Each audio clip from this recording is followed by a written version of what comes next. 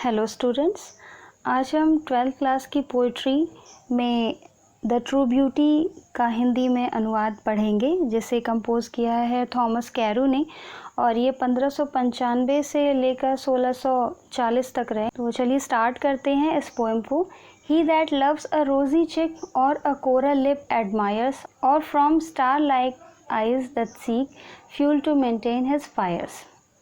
इस पद्यांश में कवि ने शारीरिक सुंदरता का वर्णन किया है और वे कहते हैं कि संसार में ज़्यादातर लोग जो हैं वो शारीरिक सुंदरता के वश में आकर प्रेम करते हैं एक दूसरे को। और इसके साथ साथ कवि ने सजेस्ट किया है कि कभी भी शारीरिक सुंदरता के पीछे नहीं पड़ना चाहिए, बल्कि इसके बजाय हमेशा मानसिक सुंदरता से प्रेम करना चाहिए। He that loves a rosy cheek, वो व्यक्ति जो किसी के गुलाब जैसे गालों से प्रेम करता है, या अ कोरल लिप एडमायर्स, या मूंगे जैसे लाल गालों की प्रशंसा करता है, और from star like eyes that seek, या तारों जैसी टिमटिमाती आँखों में खोजता है क्या, fuel to maintain his fires, अपनी प्रेम की ज्वाला को मेंटेन करता है, ढूंढता है, खोजता है। अर्थात कोई व्यक्ति किसी की शारीरिक सुंदरता को देखकर मोहित हो जाता है तो वह इसी शारीरिक सुंदरता से उत्पन्न प्रेम को हमेशा बनाए रखना चाहता है। फिर से इन लाइंस को देख लेते हैं कि वो व्यक्ति जो किसी के गुलाब जैसे गुलाबी गालों को प्रेम करता हो, और अ कोरल लिप एडमायर्स, या उसके मूंगे जैसे लाल होठों की प्रशंसा करता है, और from star like eyes that seek fuel to maintain his fires, या तारों जैसी टिमटिमाती हुई आँखों में अपने प्रेम की ज्वाला को ढूंढता है, खोजता है।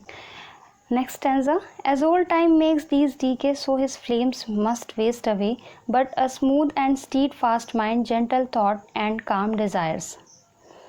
As old time makes these decay, लेकिन जैसे जैसे समय बीतता जाता है ये शारीरिक सुंदरता नष्ट होने लगती है, धूमिल होने लगती है, decay. So his flames must waste away, अर्थात समय के साथ साथ जब जैसे जो आदमी जब बूढ़ा होने लगता है तो उसकी सुंदरता भी कम होने लगती है, और जो प्रेम की ज्वाला भड़की हुई होती है अब वो समाप्त होती है। So his flames must waste away, यानी जो भी ज्वाला भड़की हुई थी बहुत सालों पहले किसी की शारीरिक सुंदरता को देखकर व्यक्ति की, तो वो जो प्रेम की ज्वाला भड़की थी अब वो धीरे धीरे ज्वाला समाप्त होने लगती है। But a smooth and steadfast mind, अब यहाँ पर टर्न हो रहा है, बात को पलटा जा रहा है, शारीरिक सुंदरता से मानसिक सुंदरता में बात को कन्वर्ट किया जा रहा है कि किस प्रकार से कोई व्यक्ति किसी से अगर प्रेम करता है तो वो प्रेम आगे चलकर गाढ़ा होने लगता है, या अगाढ़ प्रेम कैसे होता है, या वह प्रेम काफ़ी दिनों तक कैसे चल सकता है। But a smooth and steadfast mind, लेकिन जिसका स्थिर और संयमित मस्तिष्क होता है, gentle thought and calm desires, और जिसके विचार बहुत अच्छे होते हैं, तथा जो संतोषी होता है, यानी अपनी इच्छाओं को जो शांत रखता है। Hearts with equal love combined kindle never dying fires, when these are not I despise lovely cheeks or lips or eyes।